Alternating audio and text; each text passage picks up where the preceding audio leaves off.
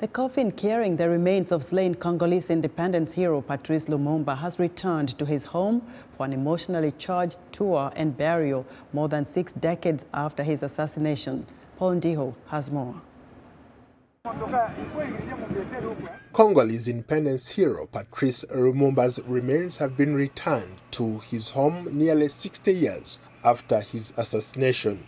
A plane carrying Lumumba'S remains, a tooth that ex-colonial power Belgium handed over to his family, landed in the D.R.C. last week from Belgium for a 9-day trip around the country.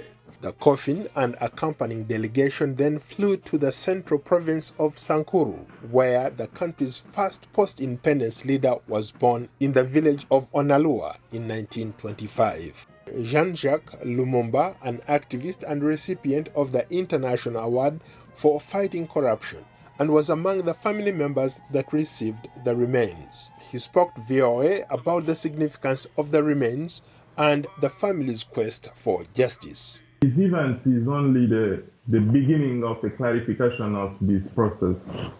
The apologies of the King Philip and the Prime Minister De Croo, whom we salute, cannot replace the role of justice today.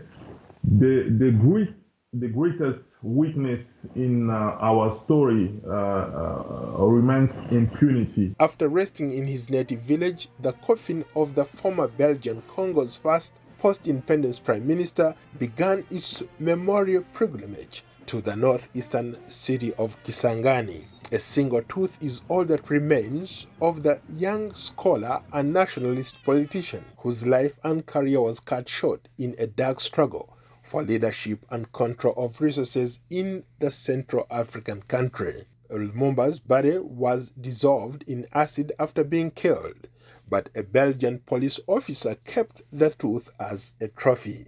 In 1958, Lumumba launched a political party, the Congolese movement, which won national elections in May 1960, a month before independence. I insist about justice remains because justice is the only useful option to build a bright future. You know, the memory of our million of victims of yesterday and today deserves to be respected and to be honored. Congolese like justice and Lumumba family like justice. From Kisangani, the coffin will be taken to Katanga in the southeast, where a secessionist movement raged after independence and Lumumba and his aides were tortured.